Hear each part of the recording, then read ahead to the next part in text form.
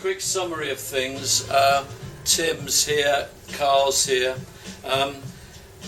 One of the interesting things clearly that came out today was that sense that we could achieve something in what is about 2 days. This is like a mini time team. We did a trench, been recorded and drawn, and it was on a feature, and it was diagnostic of that feature.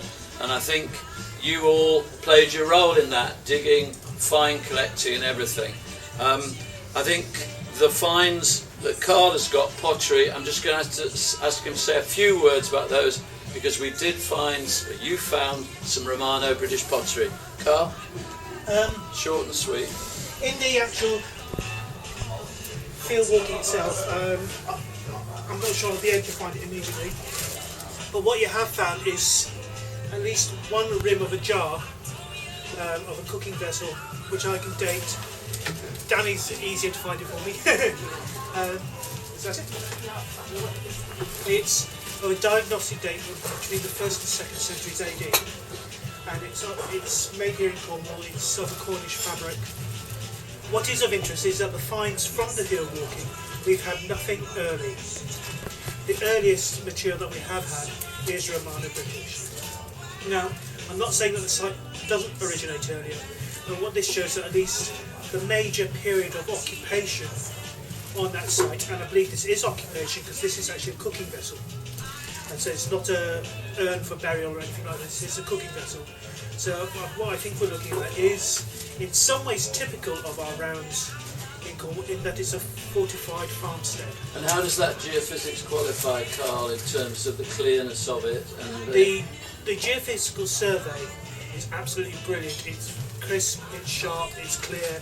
You're picking out individual, what appears to be roundhouses within that, which for the Iron Age period is very difficult to note. You're getting massive ditches, and it's still unique in many ways. It's our Mickey Mouse field, quite literally, in that the geophysics has actually confirmed what the aerial photograph says. It wasn't a ghost, it wasn't a trick of geology. There really is a structure that looks a bit like the face of Mickey Mouse. Going around the summaries and things, Tim, as you know, led a lot of the background research and the computer research. How's it been doing all that work in wherever you live and then coming to see it on the field? It's very, very much paid off. As you know, at the time I was denied access to certain bits of information which would have helped. But what has come out and what has proved itself is that anyone can sit there, find a site, find information on that site and put forward a good case for people to look at it properly, and it worked. You proved that with this weekend. Thank you. One of the things we said at the beginning was archaeology is about material remains, and I think you've seen how the combination of what Tim has done and Carl has done, you've done, we've actually got the physical remains. And seeing Phil, he's got to go off and do a film shoot now up north for me, getting there this evening, filming tomorrow. He insisted before he left that he clean that trench and finish that last bit off.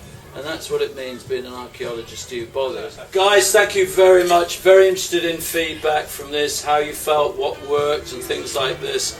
We're probably not going to have quite so many historical tours around ancient properties in the next events we have. And one or two other things, but it's very useful to have feedback. It's been great having you. We've enjoyed it. I hope you have. Thank you very much for coming, and we look forward to seeing you again.